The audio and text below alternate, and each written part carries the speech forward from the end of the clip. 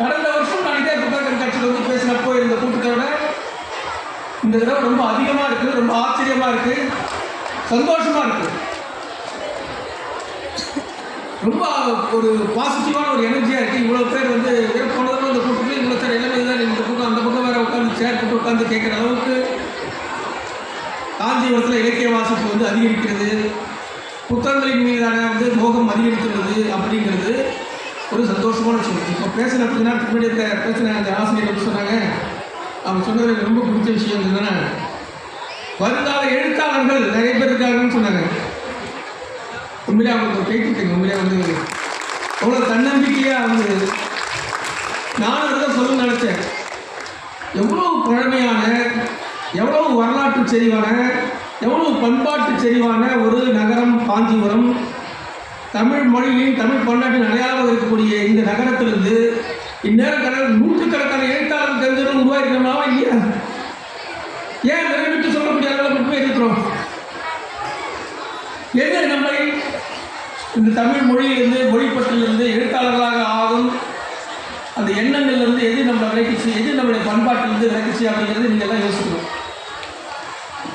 தமிழ்நாட்டின் கலாச்சாரத்துக்கே நாம் வந்து பொறுப்பானவங்க அப்படின்னு நினைக்கிறேன். மிகப்பெரிய வந்து அப்படிப்பட்ட உங்களுடைய ஜீன் அணுக்களில் பல நூற்றாண்டு கால தமிழனுடைய வேரும் அணுக்களும் இருக்கு. அப்போ அதற்கு நீங்கள் உயிர்ப்பிக்க கொடுக்க வேணாமா? அதற்கு நீங்கள் அதை என்ன செய்யணும்னா, அது தொடர்ந்து நிறைய வாசிக்கணும், நல்ல புத்தகங்களை வந்து தேடி பிடிக்கணும். உங்களுடைய குழந்தைகளுக்கு வாசிக்கக்கூடிய ஒரு பழக்கத்தை உருவாக்கணும். சின்ன லைப்ரரி, ஒரு 50-60 புத்தகம் கொண்ட லைப்ரரியை ஒவ்வொரு வீட்டில் வச்சுருங்க. எவ்வளோ செலவு பண்ணுறீங்க? தேவையில்லாத செலவுகள்லாம் போய் செலவு பண்ணுறீங்க. இன்றைக்கி நகரம் முழுக்க என்னென்னவோ கண்ட கருவுகள்லாம் வந்து கடைகளாக சாப்பிட்ற உணவுகள் எல்லாத்துக்கும் போய் செலவு பண்ணுறீங்க. பர்கர், பிஸா எல்லா ஊரையும் வந்துச்சு. சனி ஞாயிறு எல்லாத்தையும் நம்ம சாப்பிட்டு தான் இருக்கணும். அந்த செலவை குறைச்சிட்டு ஒரு சின்ன ஒரு நூலகத்தை வீட்டில் உருவாக்குறீங்கன்னா அது ஒரு விதை. எப்படியாவது ஒரு சமயத்தில் படிக்கணும், ஏதோ சந்தர்ப்பத்தில் ஒரு புத்தகம் எடுக்கும்போது அந்த குழந்தை தன்னுடைய எதிர்காலத்தின் ஒரு புத்தகத்தை திறக்குது, எதிர்காலத்தின் வளர்ச்சியை வந்து தோன்றுதுன்னு அர்த்தம். அதனால் அது நல்ல புத்தகங்கள் வாசிக்கக்கூடிய, அது என்ன புத்தகமாக இருந்தாலும் சரி, ஒரு 50 புத்தகங்களை வந்து ஒவ்வொருத்தரும் கட்டாயம் வீட்டில் ஒரு அலமாரியில் வச்சுக்கணும். இங்கெல்லாம் வீட்டுகளில் எல்லா வீட்டிலும் அலமாரின்னு ஒன்று இருக்கும். இதில் நானே பார்த்துட்டு ஒரு 10-20 வருஷத்துக்கு முன்னாடி தலைவர்கள் ஃபோட்டோலாம் இருக்கும். இப்போல்லாம் வீடுகள்லாம் அதெல்லாம் கிடையவே கிடையாது. ஃபேமிலி ஃபோட்டோஸே கிடையாது. இப்போலாம் வந்து குடும்ப உறுப்பு ஃபோட்டோலாம் நிறைய இருக்கும். இப்போலாம் வந்து காலமாற்றம் வந்து நிறைய வீடுகளில் பார்க்குறேன். இந்த மாதிரி அடங்காது. வெறும் சோஃபா, செட்டு, டிவி இது மட்டும்தான் இருக்கிறது. சரி, அது இல்லாமல் போட்ட காலமாற்றம். ஆனால் உங்கள் வரவேற்பறையில் அவசியம் இருக்க வேண்டியது ஒரு சின்ன லைப்ரரி. அங்கே வந்து ஒரு 50-60 புத்தகமாக அதிகபட்ச செலவாகும். ஒரு 1000-2000, ஒரு குறைஞ்சபட்சம் ஒரு 5000 செலவாகும். அதை நீங்கள் வந்து வருஷத்தில் ஒரு 10 ரூபா சேர்த்து வந்தாலே 5000 சேர்க்கணும். அதை வந்து உங்கள் குழந்தைகளுக்கு வாங்கி சேர்த்தீங்கன்னா அது வந்து அவங்களுடைய எதிர்காலத்தின் வெளிச்சம் அப்படிங்கிறத நல்ல ஞாபகம் வச்சுங்க. ஏன் வெளிச்சம் அப்படின்னா, கதைகள் தான் இந்த உலகத்தை செதுக்கிறீர்கள். இந்த உலகம் செதுக்கப்பட்டது கதைகளால் தான், புத்தகங்களால் தான். இந்த உலக வரலாறை எடுத்து பார்த்தீங்கன்னா, உலகத்தை மாற்றி அமைத்ததை எல்லாமே வந்து பார்த்தீங்கன்னா புத்தகங்கள் தான். இன்றைக்கி நம்ம இவ்வளோ தூரம் வளர்ந்துருக்குன்னா எவ்வளோ வளர்ந்தோம்? யாரோ ஒருத்தன் சிந்திச்சு, யாரோ ஒருத்தன் எழுதின புத்தகங்கள் தான் இந்த வரலாற்றை மாற்றி அமைச்சது. சாக்ரட்டிஸ், பிளாட்டோ போன்ற சிந்தனையாளர்கள் எல்லாம் இந்த வரலாற்றில் நமக்கெல்லாம் தனிமனித சுதந்திரம் சிந்திக்கக்கூடிய எண்ணமே இருந்திருக்காரு. தன்னுடைய வாழ்க்கையை இழந்தாங்க.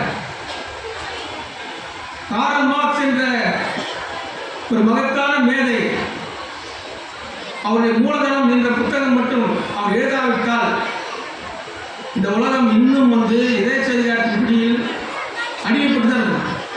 மூலதனம் என்ற புத்தகத்தை, கம்யூனிசம் என்ற சித்தாந்தத்தை அவர் உருவாக்குறதுக்கு பின்னாடி தான் பல நாடுகள், பல இயக்கங்கள், பல தொழிலாளர்கள் தங்களுடைய சுதந்திரம் என்ன, தங்களுடைய உரிமை என்னன்னு தெரிஞ்சு படிப்படியாக ஒரு விடுதலையை நோக்கி உருவாகி இன்றைக்கு அதுக்கு முன்னாடி வந்து பார்த்தீங்கன்னா உலகத்தின் பெரும்பகுதி ஆண்டுக்கு இருந்தது பிரிட்டிஷ் ஆட்சி தான்.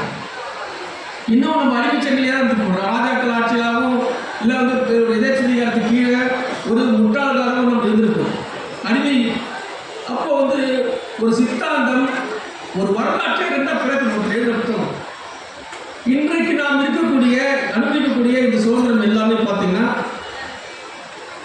ஏற்கனவே நமது முன்னாடி இந்த தலைமுறையில் எழுதப்பட்ட நல்ல நல்ல புத்தகங்கள். இப்போ நானே இருக்குன்னு வச்சுக்கேன், இது வந்து பேசுறதுனா என்ன உருவாக்குறது இது? நான் இந்த இடத்துக்கு வர்றேன், எத்தனையோ பேர் காஞ்சிபுரத்தில் பிறக்காங்க, எல்லாரையும் கூட்டாங்க. இல்லை இந்த வேலையில் 10 நாளாக பேசுங்க, எல்லாரும் காஞ்சிபுரத்தில் இல்லை. காஞ்சிபுரத்தில் பிறந்தவங்க பார்த்தீங்கன்னா ஒன்று தான் இருப்பாங்க இந்த வேலையில் பேசுங்க. அப்போது என்ன இங்கே கூப்பிட காரணம் என்ன? எது என்ன எத்தனையோ கோடி மக்கள், எத்தனையோ லட்சக்கணக்கான மக்கள் இந்த மாவட்டத்தில் பிறக்கிறாங்க, போகிறாங்க, வருஷக்கணக்கில் இருக்கிறாங்க. எது என்னை அவங்களும் தனித்தன்மையாக உயர்த்துது, எது முன்னாடி கொண்டு வந்து நிறுத்தியது அப்படின்னா, நான் வாசித்த புத்தகம், என்னை செதுக்கிய புத்தகம். என்னை எப்படி செதுக்கிச்சோ அதே மாதிரி தான் உங்களுடைய குழந்தைகளை ஒரு புத்தகம் செதுக்கி அவங்கள ஒரு நாள் நிச்சயம் வந்து ஒரு உயரத்துக்கு அழைத்து செல்லும் என்பதை நான் உறுதியாக சொல்றேன். அப்போ வாசிக்க வேண்டியது எவ்வளவு அவசியம், அவங்க வாழ்க்கையை எப்படி உயர்த்தும் அப்படின்னு. உதாரணத்துக்கு என்னன்னா, நம்ம எல்லாருமே வந்து ஒரு வாழ்க்கை தான் வாழணும். இதான் இங்கே நிற்கிறீங்க, இங்கே இருக்கீங்க, இந்த சமயத்தில் நீங்கள் இந்த இடத்துல தான் உட்கார முடியும், வேறு எங்கேயும் உட்கார முடியும். வீடு இருக்கலாம், உங்களுக்கு வந்து சொந்தமாக 1008 இது இருக்கலாம், உங்களுக்கு எவ்வளோ இருக்கலாம். ஆனால் இந்த கணத்தில், இந்த தருணத்தில் நீங்கள் இந்த இடத்துல தான் உட்கார முடியும்.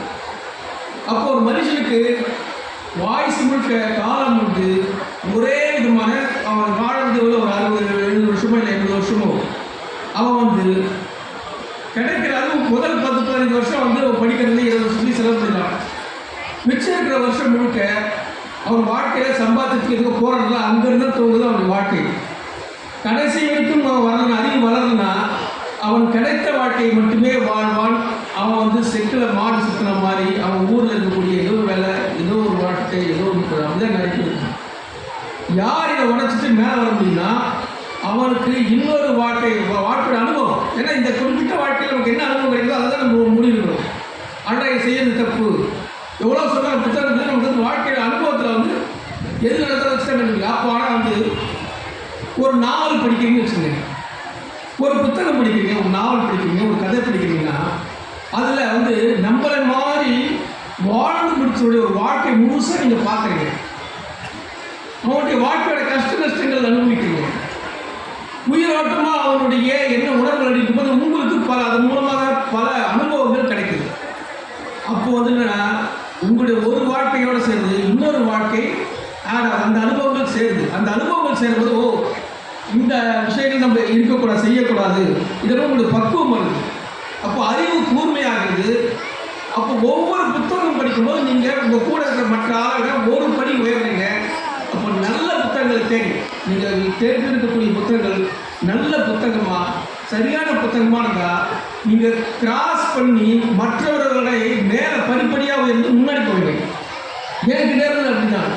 நான் வந்து சிறந்த புத்தகங்களை மட்டுமே தேடி படித்து தான் வந்து எனக்கும் நிறைய பேர் சென்னை வந்தாங்க, திரைப்படத்துறையில் நிறைய பேர் இருந்தாங்க. ஆனால் என்ன மாதிரி வந்து ஒரு எழுத்தாளராக இலக்கியத்துறையிலே வந்து அமைச்சலாம். எல்லாரும் வந்து புகழ்பெற்றார்களா ராமகிருஷ்ணன் இருக்காரு, நான் இருக்கேன், இப்போ ஒரு குறிப்பிட்ட ஜெயமோகன் ஒரு கோலையத்து இருக்குல்ல, இதே மாதிரி எழுத வந்தவங்க கிட்ட எத்தனை பேர் கொஞ்சம் ஓரளவு வரலாம். ஆனால் அதை தாண்டி வரலன்னா அப்போ நீங்கள் தேர்ந்தெடுக்கிற புத்தகங்கள் தரமானதாகும், நல்ல புத்தகங்களாகும், இன்னும் கூடுதலாகவும் இருக்கும்போது அங்கே நீங்கள் டபுள் ப்ரொமோஷன் இருக்குல்ல, படிக்கல டபுள் ப்ரொமோஷன், அந்த மாதிரி டபுள் ப்ரொமோஷன், ட்ரிபிள் ப்ரொமோஷன், 10 ப்ரொமோஷனில் ஒரு நல்ல புத்தகத்தை கொடுக்கும். அதில் கிடைக்கக்கூடிய ஜூஸ், அதில் கிடைக்கக்கூடிய உயிரோட்டம், அதில் கூட உங்களுடைய எண்ணங்களை மாற்றி உங்களுடைய வாழ்க்கையில் எந்த திசையில் போகணும் நமக்கு தேவை. நீங்கள் தேடிக்கிட்டே இருக்கீங்க ஒருத்தர், உங்கள் வாழ்க்கையை மாற்ற போகிற ஒருத்தர், எல்லாரும் அதை தேடிக்கிட்டே இருக்கீங்க. ஏதோ ஒரு சக்தி எல்லாருக்கும் நடக்குதுல்ல. ஆனால் அந்த ஏதோ ஒரு ஒருத்தர் நம்ம வாழ்க்கையை மாற்றக்கூடிய ஒருத்தர், நமக்கு அதிர்ஷ்டத்தை தரக்கூடிய ஒருத்தர், அதிர்ஷ்டம் நிறைய பேர் போகலாம், அதிர்ஷ்டத்துக்கு திடீர்னு போட்டி சொன்னாமா எப்படி ஏதோ ஒரு சந்திப்பு, ஏதோ ஒரு நிகழ்வு. அப்போ ஏதோ ஒரு சந்தர்ப்பம், ஏதோ ஒரு நிகழ்வு, ஏதோ ஒரு வாழ்க்கையில் மாற்றக்கூடிய ஒரு நிகழ்வு வந்து எங்கே நடக்குதுன்னு நம்ம ஒரு பக்கம் போயிருக்கோம், பக்கத்தில் தான் நமக்கு தெரியாது, அடுத்த தெருலாம் போயிருக்கோம் நமக்கு தெரியாது. நம்ம இந்த தெருக்கு போகிறது இந்த தெருவில் போயிருந்தால் அவனை பார்த்து நம்ம வாழ்க்கை மாதிரி இருக்கும். அப்போது இதை அனுமானிக்கக்கூடிய எண்ண ஓட்டம் இருக்குல்ல, அந்த எண்ண ஓட்டத்தை தீர்மானிக்கக்கூடிய புத்தியை கொடுக்கக்கூடியது உங்களுக்கு புத்தகங்கள். இதை தேர்வு செய்யக்கூடிய உங்கள் அனுபவத்தை தரக்கூடியது, ஷார்ட் பண்ணி உங்களை இன்னும் சுருக்கமாக உங்கள் வாழ்க்கையை இன்னும் மேம்படுத்தக்கூடிய, உங்கள் வாழ்க்கையை இன்னும் செதுக்கி இன்னும் சிறப்பாக இருக்கக்கூடிய வந்து வழியை உருவாக்கக்கூடியது புத்தகங்கள். அப்படிப்பட்ட நல்ல புத்தகங்களை தேடி தேடி படிக்கும்போது தான் இந்த வாழ்க்கை வந்து மிகப்பெரிய விஷயத்துக்கு போகும் என்பது உறுதியாக சொல்லிட்டு அதில் வந்து நானும் ஒரு உதாரணம். இந்த உலகத்தில் சாதிச்ச அத்தனை பேரும் உதாரணங்கள் தான். தமிழில் வந்து மிக மிக நான் நீங்கள் பெரிய புத்தகங்கள் படிக்கணும்னு அவசியம். ஒரு சின்ன புத்தகங்கள் ஒரு 7 புத்தகங்கள் என்ன மாற்ற புத்தகம் அதுதான். அந்த புத்தகங்கள் சிலதான் சொல்கிறேன். நீங்கள் வந்து ஒரு 100 பக்கத்திலே ஒரு வாழ்க்கையை மாற்றக்கூடிய புத்தகங்கள், ஒரு 5-6 புத்தகங்கள், 100 புத்தகம், சின்ன புத்தகம் தான். கடலும் கிழமும் நான் படித்த ஒரு புத்தகம், ஹெமிங்வேயோட கடலும் கிழமும். இது எத்தனை பேர் படிச்சிருக்கீங்கன்னு தெரியல, இது கூட கிடைக்கும். குறைஞ்ச 100 ரூபா 150 தான் அந்த புத்தகம் இருக்கும். உலகத்திலேயே குறைவான பக்கங்கள் எழுதி நோபல் பரிசு பெற்ற புத்தகங்கள் கிட்டத்தட்ட வந்து 100 பக்கத்தில் நோபல் பரிசுங்க. வெறும் 100 பக்கம். அது என்ன கொடுக்க அந்த புத்தகம் வந்து வெறும் 100 பக்கத்தில் ஒருத்தருக்கு வாழ்க்கையில் அது கொடுக்கக்கூடிய தன்னம்பிக்கை மாதிரி வேற எதுவுமே இருக்காது. அது கியூபாவில் அந்த ஹெமிங்கே எழுத்தாளர் வந்து கியூபாவில் வந்து ஒரு சாண்டியாகோன்ற கிழவன் மீன்பிடி கிழவனை பற்றி எழுதுறாரு. அந்த கதையை சுருக்கமாக சொல்கிறேன், கேட்டுங்க. சாண்டியாகோன்ற கிழவன் வந்து ஒரு காலத்தில் நல்லா மீன் பிடிக்கிறவன், படகை ஓட்டி எப்பேற்பட்ட மீன் சவாலாக பிடிச்சிட்டு வருவான். ஆனால் வந்து அவனுக்கு இப்போ வயசாயிடுச்சு. இப்போ அவர்கிட்ட ஒரு பையன் வந்து சின்ன பையன் வந்து சின்ன பையன் ஒரு 16 வயசு பையன் வந்து அவர்கிட்ட வந்து மீன் பிடிக்கிறதுக்கு கற்றுக்கிறதுக்காக வரான். என்னதான் வயசானாலும் அவருக்குள்ள வந்து நான் அப்படிப்பட்டாலும் இப்படிப்பட்டாலும் பில்டப் பண்ணிகிட்டே இருக்கிறேன். ஆனால் அந்த பையன்கிட்ட அவங்க அப்பா அம்மா என்ன சொன்னாங்க, நீ எதுனா இருக்க போகிற, அந்த ஆள் வயசாகிடுச்சு, அந்த ஆள் மீன் பிடிக்க போனாலும் மீன் பிடிக்க முடியாது, அவர் லாய்க்கு இல்லை அப்படின்னு சொல்லி அந்த பையனை வந்து அவர்கிட்ட போகாதுன்னு பிரிக்கிறாங்க. ஆனாலும் அந்த பையன் வந்து அவர்கிட்ட தொடர்ந்து அவர்கிட்ட பல விஷயங்களை பேசி அவர்கிட்ட தொடர்ந்து பேசிட்டு இருக்காங்க. ஒரு கட்டத்தில் அந்த பையன் இவர் மேலே அவநம்பிக்கை எழுந்தவுடனே இவருக்குள்ள வந்து ஒரு ஆவேசம் வந்து, நம்மளால வயசாயிடுச்சு, நம்மளால போய் மீன் பிடிக்க முடியாதா அப்படின்னு சொல்லிட்டு படகையும் துருக்கி எடுத்துட்டு கடலுக்குள்ள போகிறார். வயசான ஒரு கிட்ட 60 வயசு முடிச்ச ஒரு மனிதர் கடலில் தன்னந்தனியாக போகிறாரு. அவரால் முடியவே முடியாது, எல்லாம் சிரிக்கிறாங்க. இந்த வயசில் போறியே, உங்களுக்கு என்ன கிழமை, அவங்களுக்கு என்ன துணிச்சல், உன்னால் முடியுமான்னு எல்லாரும் கேள்வி பேசினாலும் நம்ம படிக்கிற நமக்குறோம் இவர் ஏன் இந்த காரியத்தை செய்கிறாருன்ற ஒரு எண்ணம் தான் வரும். ஆனால் போனவர் வந்து பார்த்தீங்கன்னா கடலில் வந்து 3 நாள் விடாப்பிடியாக இருந்து போராடி அந்த ஒரு பெரிய மீனை பிடிச்சிட்டார். அந்த பெரிய மீனை பிடிக்கிறதுக்கு ஒரு 3 நாள் ஆகும். 3 நாள் அந்த மீனோட போராட்டம், மீன் சுற்றி பெரிய மீனை பிடிச்சிட்டாரு அப்படின்னு சொல்லி அவர் வந்து பயங்கர ஒரு சந்தோஷம். 3 நாள் போராட்டம் திரும்பி தொடர்பு பார்த்தீங்கன்னா அடுத்த எதிர்ப்பு பார்த்தீங்கன்னா பெரிய பெரிய சுறாக்கள். அவர் பிடிச்ச மீன்ல இருந்து பிடிக்கி சாப்பிட்றதுக்கு பெரிய பெரிய சுறாக்கள் வளர்ந்து, இப்போ அந்த சுறாக்களோட அவர் எப்படி போட்டி போடுறாரு, எப்படி அந்த மீனை கடைசியில் போராடி அந்த வயதான கிழமை வந்து முடியவே முடியாது, இனி இதால் முடியாது அப்படின்னு சொல்லப்பட்டவர் வந்து எப்படி அந்த மீனை கடைசியில் வந்து காப்பாற்றி கரைக்கு கொண்டு வராரு. அப்போ யாருமே இல்லை அவரை பார்த்துட்டு. ஒரு அழகம் வந்து அவருக்குள்ள அந்த பெரிய சாகசம் செஞ்ச ஒரு திருப்தி வந்து ஒரு சின்ன கதை தான் இருக்கு. எதுவுமே நம்ம முடியாது அல்லது வந்து எதுவுமே நம்ம இது நடக்காது அப்படின்னு சொல்லி நம்ம நினைச்சோம்னா இந்த வாழ்க்கையை எதுவுமே இல்லை. இந்த புத்தகம் வந்து உலகம் முழுக்க பல மொழிகளில் பிரசுரமாகி மொழிபெயர்க்கப்பட்டு பலருடைய வரலாற்றை மாற்றி வச்சிருக்கு. இந்த புத்தகத்தை படித்ததுக்கு அப்புறம் தன்னம்பிக்கை கொண்டு வாழ்க்கையை மாற்றிக்கிட்டாங்க பலர். அப்படிப்பட்ட புத்தகம் தான் கடல் கிழமும் நீங்கள் வாங்கி படிக்கலாம். அதே மாதிரி இன்னொரு சிறிய புத்தகம் வந்து பார்த்தீங்கன்னா குட்டியில் அரசன் ஒரு புத்தகம். இந்த குட்டியில் அரசன்ற புத்தகம் தான் உலகத்திலே அதிகமாக மொழிபெயர்க்கப்பட்ட ஒரு 450 மொழிகளில் மொழிபெயர்த்திருக்காங்க. இந்த புத்தகம் என்ன சொல்லுது அப்படின்னா, ரொம்ப குழந்தைங்க ரொம்ப ஈஸியாக இருக்கும். ஒருத்தர் வந்து ஃப்ளைட்டில் போகிறாங்க, அங்கே ஆக்சிடென்ட் ஆகிடுச்சு. அந்த வேற்று கிரகத்தில் போகும்போது அங்கே ஒரு குட்டி பையன் உட்காந்துருக்கான். அவன் தான் குட்டி அரசன்.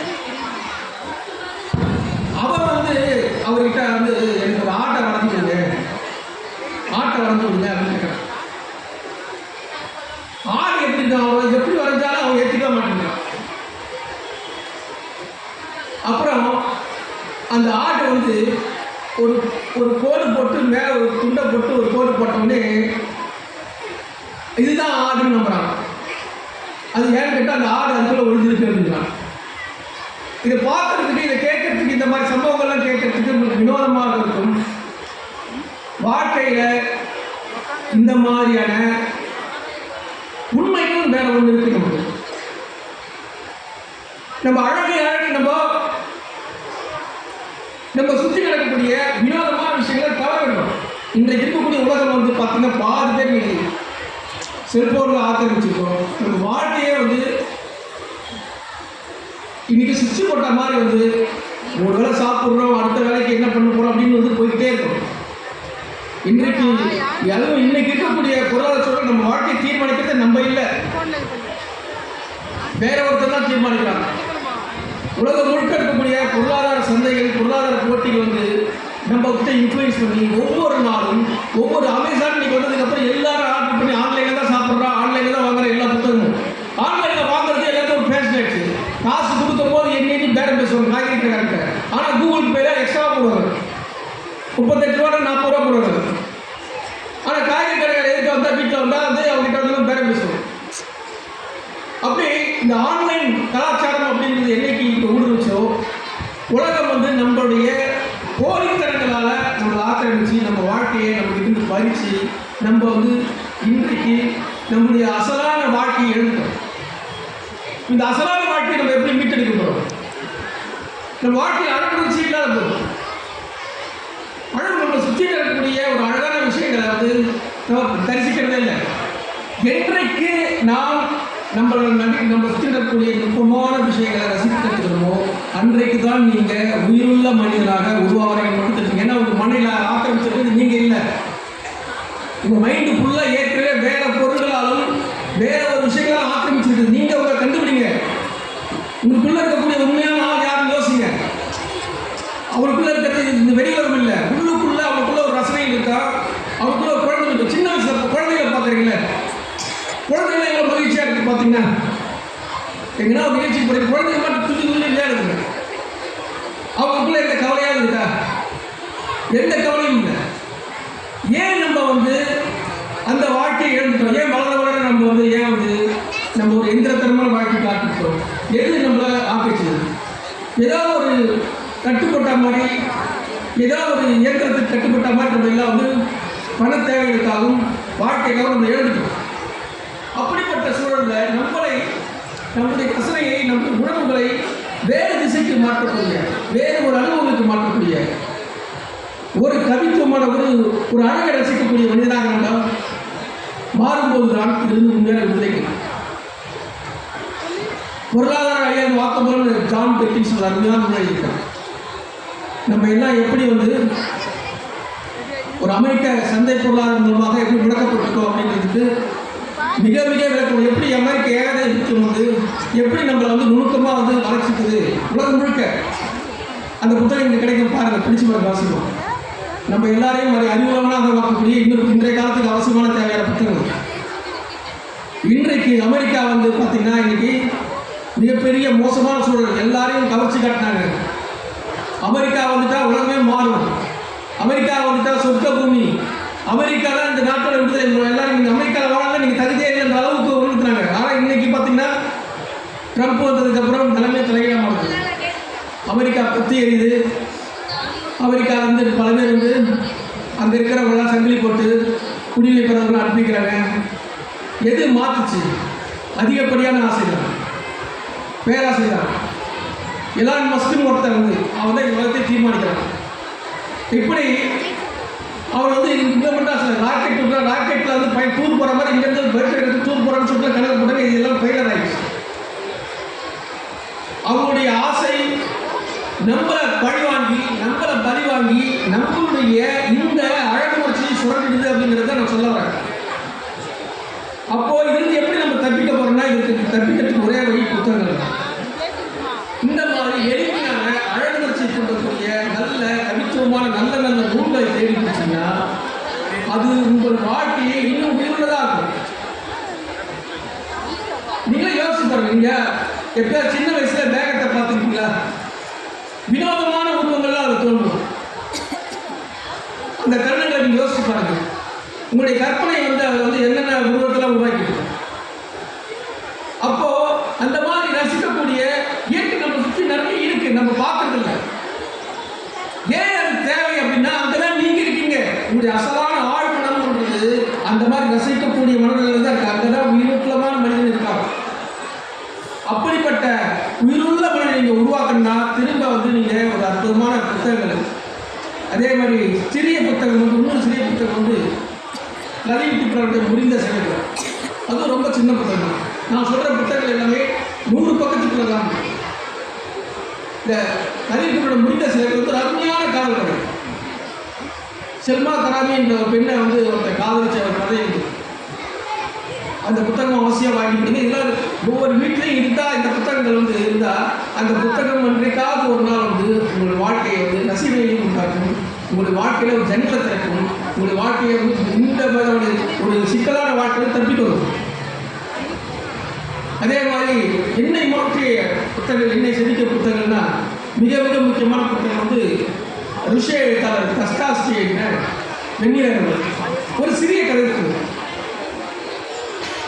அந்த வெண்ணிறங்கள் அப்படிங்கிற ஒரு கதை வந்து ஒரு சாதாரண கதை தான். ஒரு பையன், ஒரு ஆள், தனியா இருக்கக்கூடிய ஒரு ஆள், அவன் வந்து ஒரு நாள் எதேச்சையா வந்து வாழ்க்கையை வெறுத்து போய் ஒரு பாலத்துக்கு போறான். ஒரு இடத்தை சுற்றி பார்க்கும்போது அங்கே வந்து ஒரு பொண்ணு வந்து அழுகிட்டு இருக்காரு. அந்த பொண்ணு வந்து ஏன் போய் அந்த பொண்ணை பார்த்துட்டு பிடிச்சி போகுது. ஆனால் அந்த பொண்ணுகிட்ட பேசுகிறேன். ஏதாவது ஒரு சந்தர்ப்பத்தில் அந்த பொண்ணை வந்து அவளுக்கு ஒரு நெருக்கம் பேசுகிறாங்க. பேசும்போது தான் தெரியுது அந்த பொண்ணுக்கு வந்து ஒரு சிக்கல். அந்த பொண்ணு யாரோ ஒருத்தர் காதலிக்கிறாங்க. அவ்வளோ அந்த பொண்ணுகிட்ட லவ் சொல்லலான்னு போகிறான். அந்த பொண்ணு வந்து வேற ஒருத்தர் காதலிக்கிறாங்க. இப்போ அந்த பொண்ணுக்காக அவன் ஹெல்ப் பண்ணுறான். அந்த கடைசியில் வந்து ஒரு பக்கம் இவனுக்குள்ள ஒரு காதல் இருக்குது. ஆனாலும் அந்த பொண்ணுக்கு அவன் ஹெல்ப் பண்ணுறான். கடைசியில் வந்து அவன் வரமாட்டான்னு நினச்சிட்டு இருந்தவன் கடைசியில் அவன் இதுதான் கதை, சிறப்பு நடக்குது. ஆனால் இந்த கதைக்கும் இந்த நாவல், இந்த சிறுகதை சிறப்புக்கு சம்மந்தமே இல்லை. ஏன்னா அந்த கதையில் சொல்லப்படுவது எல்லாமே வந்து பார்த்தீங்கன்னா மனித மனத்தின் அழுக்குகள், மனித மனதில் இருக்கக்கூடிய உணர்ச்சிகள் இருக்குல்ல, நம்ம மனசுல இதெல்லாம் உணர்ச்சிகள் இருக்கா அப்படின்னு உங்களுக்கு தேவை இருக்கு. உங்க மனசுல நீங்க கடந்து போன பாதைகள்ல நீங்க என்னைக்கோ பார்த்த ஒரு அழகாட்சியை, என்னைக்கோ பார்த்த ஒரு ரசித்த ஒரு விஷயங்களை வந்து உங்களுக்கு தக்க வச்சுக்கிறது தப்பு இல்லை. நம்ம வயசாகிடுச்சு, நம்ம 40 வயசு கல்யாணம் ஆயிடுச்சுன்றதால நீங்க வந்து எல்லாம் வந்து அழகாட்சி இல்லாமல் இருக்குன்றது அவசியம் இல்லை. அது ஒரு சிறந்த, நீங்கள் படிக்கும் போது தான் ஒரு சிறந்த புத்தகம். இதெல்லாத்தையும் நீங்கள் அவசியம் படிக்க வேண்டிய புத்தகம்னா டால்ஸ்டாய் புத்துயிர்ப்பு அப்படிங்கிற ஒரு நாவல் சொல்லுவாங்க. அவசியம் எல்லாரும் படிக்கலாம். புத்துயிர்ப்பு வந்து படிக்கலாம். புத்துயிர்ப்புன்ற ஒரு நாவல் படிக்கிறாங்கலாம். மகாத்மா காந்தி அவர்கள் வந்து அந்த நாவல் படிச்சுட்டு தென்னாப்பிரிக்காவில் தன்னுடைய ஆசிரமத்தில் டால்ஸ்டாய் ஆசிரமம் பேர் வச்சார். ஏன் அந்த புத்தகம் வந்து ஒரு சிறப்பான புத்தகம் அப்படின்னா அது வந்து ஒரு மனிதனுடைய குற்ற உணர்ச்சியை வந்து ஆன்மாவை தோண்டி எடுக்கும்.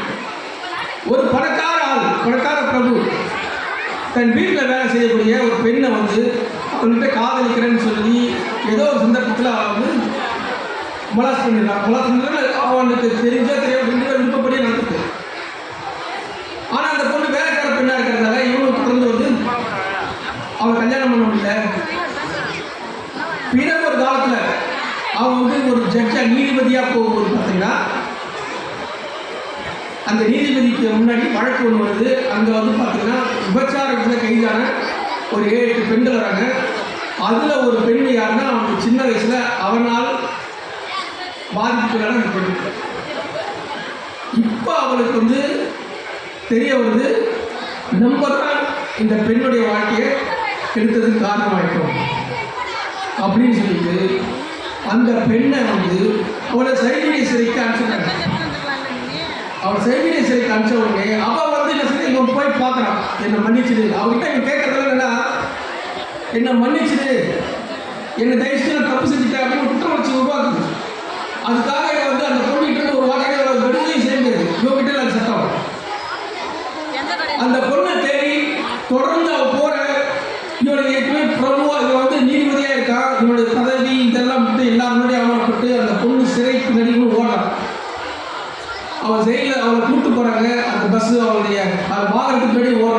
கடைசியில் அவளை தேடி சிறைக்க போகிறான்.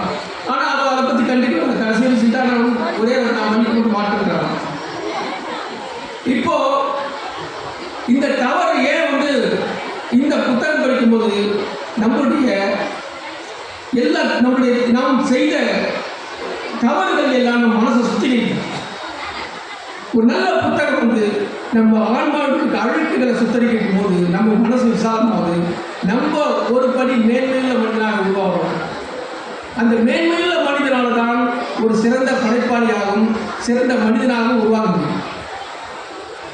அப்படிப்பட்ட ஒரு அற்புதமான ஒரு நாவல் வந்து புத்துயிர்ப்பு.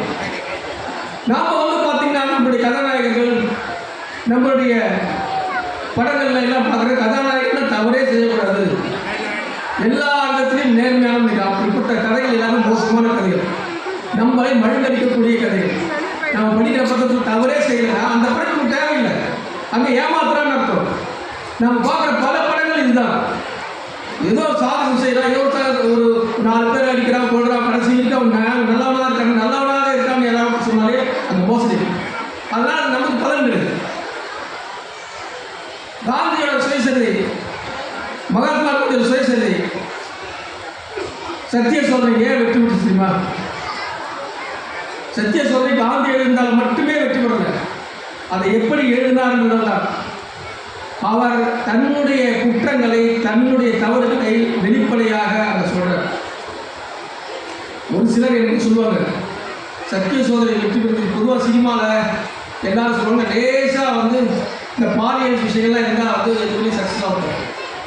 அதில் வந்து காந்தி வந்து தன்னுடைய தந்தையார் மரணத்தின் போது வந்து தன்னுடைய மனைவியோட உடம்பு செய்ததை ரொம்ப ஓப்பனாக இருக்கும். அவர் அது முன்னாடி பிடிச்சது எல்லாத்தையும் எழுதினார். இப்படி ஒருத்தர் உண்மையை சொல்லும் போது தான் அந்த படைப்புகள் தான் வந்து படைப்பாக மாறும். அந்த படைப்புகள் தான் நமக்கு பலனளிக்க முடியுது, நம்முடைய மனசாட்சி கொடுக்கும், நம்ம அதை செய்யாத இருக்கும். ஒரு படைப்பு கரெக்டாக இருக்கும், படைப்பில் தவறு நம்ம செய்யணும். அவன் தவறு வந்து எப்படி மீறான்னு இருக்கணும். தவறே செய்யாத ஒருத்தர் வந்து நம்ம ஒரு படைப்பாளியாக வந்து ஏற்றுக்கவே முடியாது, படைப்பாகவும் ஏற்றுக்க முடியாது. அப்படிப்பட்ட இந்த நான் சொன்ன படைப்புகள் எல்லாமே பார்த்தீங்கன்னா சிறிய படைகள் எல்லா புத்தகங்கள் எல்லாவற்றிலும் இந்த மாதிரி நம்முடைய ஆன்மாவை சுத்தப்படுத்தக்கூடிய, நம்மை சுத்திகரிக்கக்கூடிய, நம்முடைய வாழ்க்கையை வளப்படுத்தக்கூடிய எதிராத வெளிச்சத்துக்கு இதெல்லாம் பார்த்தீங்கன்னா உங்களுக்கு அறிவு தரல, நீங்கள் அப்படிதான் இருக்குன்னு சொல்ல தெரியல. ஆனால் இதை படிக்கும்போது ஒரு நுண்ணுணர்வுகள் விசாலமடையும். அந்த நுண்ணுணர்வு விசாலம் அடையும் போது உங்களுடைய அறிவு வெளிச்சம் பெறும். அந்த அறிவு வெளிச்சம் பெறும்போது உங்களுடைய மூடி கிடந்த பாதைகள் திறக்கும். அந்த திறந்த வழிகளில் நீங்கள் போகும்போது நிச்சயம் நீங்கள் மிகப்பெரிய வெற்றியாக உருவாவீங்க அப்படிங்கிறத மாற்றத்தை செய்யும். நாம் எப்படி நடந்துக்கிறோம், நம்முடைய கேரக்டர் தான் வந்து இந்த வெற்றி. நம்முடைய கேரக்டர் செதுக்கக்கூடியது இந்த மாதிரியான நாவல்கள். வாழ்க்கையில் வந்து நான் எழுதிய நாயகன் தொடரில் வந்து என்னை மாற்றியவர்கள் 2 பேரும் வந்து மிக முக்கியமானவர்கள் வந்து அம்பேத்கர், பெரியார். அதற்கு முன்னாடி வரைக்கும் அம்பேத்கரை பற்றி நான் என்ன நினச்சிட்டு இருந்தேன், பொதுவான எல்லாருடைய அடிப்படையில் என்ன இருக்குன்னா அவர் ஒரு ஜாதி தலைவர், ஒரு ஜாதிக்காக போராடினார் அப்படின்னு தான் இருந்தது. நான் நாயகன் தொடர் எழுதும்போது அம்பேத்கரை முழுமையாக நிறைய படிப்பு தருங்க. அப்போ எனக்கு கிடைச்ச வெளிச்சம்தான் ஒருத்தர் சொன்னார், புனித பாண்டியன் ஒரு எழுத்தாளர். அவர் தான் எனக்கு இந்த வெளிச்சத்தை சொன்னார். என்னன்னா, நீங்கள் எல்லாரும் வந்து அவரை வந்து ஜாதிய தலைவர் தான் பார்க்குறீங்க. உங்கள் உடம்புக்கு ஒரு நோய் இருக்குது, அது ஒரு டாக்டர்கிட்ட போகிறீங்க. அந்த டாக்டர் வந்து சரி பரிசோதனை செய்யும்போது அவர் என்ன ஜாதின்னு கேட்குறீங்களா? அல்ல, அவர் ஒரு டாக்டராக தான் இருக்காரு. அப்போ இந்த சமூகத்தில் ஜாதிங்கிற ஒரு நோய் இருக்குது. ஜாதிங்கிற நோய் கொடுக்கப்படுற மக்கள் தொடர்ந்து கொடுக்கப்பட்டுருக்காங்க. அதை தீர்க்கிற ஒருத்தர் வராது, அது ஒரு டாக்டர் தான், சமூகத்தின் மருத்துவர் தான். அந்த சமூகத்தின் மருத்துவத்தை சரி செய்து பல நூற்றாண்டுகளாக அடிமைப்பட்டு கிடந்த பல கோடி மக்களுக்கு ஒரு வெளிச்சத்தை உருவாக்கி தராங்க. பெருசாக மட்டும் இல்லை, ஆனால் ஒரு பாதையை, ஒரு நம்பிக்கை, தனக்கு முன்னாடி ஒரு முன்னத்தை ஏற்பாடு போய் அவர் வந்து தன விஷயங்களை செய்யணும். அப்போ வந்து அவர் வந்து ஒரு டாக்டர் இருக்கிற அவர் வந்து ஜாதிய தலைவராக நீங்கள் நினச்சிங்கன்னா அது உங்களுடைய தவறு அப்படின்ற மாதிரி எனக்கு உணர்த்தணும். அதே மாதிரி அப்படி ஏன்னா வந்து அதே மாதிரி பெரியார் கிட்ட இருந்துச்சு. பெரியார் அவர்கள் வந்து பார்த்தீங்கன்னா ராஜாஜிக்கும் பெரியாருக்குமான நட்பு வந்து அவங்க நட்பு வந்து பார்த்தீங்கன்னா ரொம்ப ஆச்சரியம். உலகத்தில் வந்து மிகப்பெரிய கதையை நம்ம ஊரில் நம்ம அரசியல் இருக்க கதை மாதிரி வந்து மிகப்பெரிய இருவரும் ஒரு படம் எடுத்தாங்க. ஆனால் அதை விட கலைஞர் எம்ஜிஆர் நட்பை விட மிகப்பெரிய கதை வந்து ராஜாஜிக்கும் பெரியாருக்குமான நட்பு தான். ரொம்ப சுவாரஸ்யமான கதை. பெரியார் ராஜாஜி எவ்வளவு முரண்பாடான எதிரிகள் எல்லாருக்குமே தெரியும். என்ன ஆச்சரியம்னா பெரியாரை உருவாக்குறதே ராஜாஜி தான். சாதாரண ஒரு மண்டி ஆளாக இருந்த ஒருத்தரை, நகராட்சியில் பல பதவிகள் வச்சுருந்த ஒருத்தரை காங்கிரஸ் கட்சி கூப்பிட்டு வர்றாரு ராஜாஜி. அவர் தான் காந்தியை அறிமுகப்படுத்தி அவரை வந்து காங்கிரஸ் கட்சிக்கு சேவை செய்ய வைக்கிறார். சேவை செய்ய வைக்கும் போது தான் ஒரு கட்டத்தில் பெரியாருக்கு அங்கே இருக்கக்கூடிய ஜாதிய மேலாதிக்கம் வந்து அவருக்கு பிரச்சனையாகி அதன் மூலமாக இங்கே வந்து திருவண்ணாமலை மாநாட்டில் அதுக்கு எதிர்ப்பு கல்வி அவர் வந்து காங்கிரஸ் கட்சியிலிருந்து விலகி அவர் வந்து நீதி கட்சி அதுக்கப்புறம் வந்து ஒரு தொடர்ந்து வந்து திராவிட கழகம் தோன்றுது. அவருடைய முதல் எதிரியே பார்த்தீங்கன்னா இப்போ ராஜாஜி தான் ஆகிடும். ராஜாஜிக்கு கடுமையான போராட்டங்கள் செஞ்சாலும் வெளியில் வந்து அவங்களுக்கு இந்த நட்பு இருக்குல்ல, அதுதான் நீங்கள் ஒரு மனிதன் வந்து நமக்கு பிரச்சனையே என்னன்னா ஏதாவது பிடிச்சிட்டு அதான் தொண்டிக்கும். மனிதர்கள் வந்து பார்த்தீங்கன்னா உணர்ச்சி கடிமையான ஃபஸ்ட்டு வந்து அவன் வந்து முதல்ல உணர்ச்சி கடிக்கிறாங்கல்ல, அவன் வந்து பல பேரை வந்து சண்டை போடுறான், பல பேர் இருக்கான். ஆனால் நல்ல படிப்பு வரும்போது நல்ல புத்தகங்கள் வாசிக்கும் போது அவனுக்கு வந்து யோசிக்க ஆரம்பிக்கிறான், அவனுக்கு விலகி யோசிக்கிறான். ஆனால் நல்ல விலகி யோசித்தாலும் அதுக்கு அடுத்த நிலையில் இருக்கிறவங்க வந்து பார்த்தீங்கன்னா அவனுக்கு ஏதாவது ஒரு பற்று இல்லை, ஏதாவது கட்சி இல்லை சமூகம் சார்ந்த சிந்தனைகள் ஏதாவது வச்சுன்னா அதில் போய் பற்றுக்கலாம். அதற்காக போராட்டம், அதற்காக வந்து உயிரை கொடுத்து அதை தன்னுடைய ஈகோவை மாற்றிக்கலாம். இப்படி ஒரு மனுஷன் தொடர்ந்து என்னதான் பண்ணாலும் நாம் என்னதான் கட்சி என்னதான் சிந்தனை என்னதான் நம்முடைய பிடிப்பு இருந்தாலும் அது வந்து விலகி வரக்கூடிய பக்குவம் இருக்குல்ல, எப்போ ஒருத்தர் இருக்குதோ அவன் தான் முழுமையான மனிதன். எல்லாமே அதற்கும் தன்னுடைய அரசியல் சமூகம் எல்லாத்தையும் பிரித்து பார்க்கக்கூடிய பக்குவம் ஒருத்தர் இருக்குதோ அதனால தான் பெரியார் இன்னைக்கும் போற்றப்படுறார். ஒரு ராஜாஜி அவருக்கு அரசியல் எதிராக இருந்தாலும் ராஜாஜியோட வந்து ஒரு முக்கியமான வாழ்க்கையில் முக்கியமான பிரச்சனை வந்து திமுக வந்து அவருக்கு எதிராக கருத்து முறைகள் கருத்து முறைகள் வந்து அப்போ வந்து அவர் வந்து சில ஆலோசனைகளை எடுக்க வேண்டிய முடிவெடுக்க வேண்டியது. ஏன்னா சொத்து பிரச்சனையை வந்து ஏன்னா அவருடைய சொத்து அவருடைய உழைப்பு எல்லாம் சொந்த காசு முழுக்க வந்து கட்சிக்காக செலவழித்து எல்லாத்தையும் தனியாக அப்போ எல்லாமே அவருடைய சொத்து தான் இந்த கட்சியோட சொத்து. இப்போ அந்த கட்சியோட சொத்து யாருக்கு அப்படின்ற பிரச்சனை வரும்போது அவர் வந்து ராஜாஜியை போய் சந்திக்கும் போது ராஜாஜி வக்கீல் ஆலோசனை அவர் தான் சொல்கிறாரு, நீங்கள் ஒரு சொத்துக்கு ஒரு மனைவி யாராக இருந்தாங்கன்னா அவங்களுக்கு போய் சேர்த்துடும், இல்லை வந்து அது வந்து கட்சிக்காகிடும். அதனால தான் அவர் மணியம்மை கல்யாணம் பண்ணுறது. அதுக்கப்புறம் ராஜாஜி இறந்தபோது அவரோட போய் சுடுகாட்டில் இறங்கி அறிவிச்சுக்கிறார். அப்படின்னு அவசியமே இல்லை. அவர் வந்து தன்னுடைய கொள்கை தான் அவரோட பெரியாரோட கொள்கையை பிடிவாதமாக இருந்தாலும் யாரும் போய் மாட்டாங்க. அவர் அளவுக்கு வந்து பார்ப்பனியத்தை எதிர்த்தவங்க வேறு யாருமே இருப்பாங்க. ஆனால் அதே அவர் வந்து தன்னுடைய நட்பாகவும் இன்னொரு பக்கம் தன்னுடைய நட்பாகவும் வந்து அப்படியே இன்னொரு பக்கம் பரிணாமப்படுது. எனக்கு தெரிஞ்சு சரித்திரத்தில் இந்த மாதிரி இருக்கும் யாருமே இல்லை. ஒரு மனிதன் எப்படி உயர்வான்னா தன்னை பகுத்துணர்ந்து தன்னை ஆக்கிரமிக்கக்கூடிய இந்த அதிகப்படியான எண்ணங்கள் கருத்தில் பார்க்கும்போது எப்போ ஒருத்தர் விலகி நின்று மூன்றாவது மனிதனாக இருந்து பார்க்கிறானோ அப்போதான் அவன் முழுமையான மனிதனாக வளர்ந்துடும். அப்படிப்பட்ட மூன்றாவது மனிதனாக நீங்கள் சிறந்த மனிதனாக உருவாகணும்னா நல்ல புத்தகங்களையும் நல்ல நல்ல எழுத்தாளர்களையும் தேடி பிடித்து வாசித்து உங்களுடைய எதிர்காலத்தில் உங்களுடைய குழந்தைகளுக்கும் அதுபோல் ஒரு சிறந்த மனிதனை உருவாக்க வழிவகை செய்ய வேண்டும் என்று கேட்டுக்கொண்டு என்னுடைய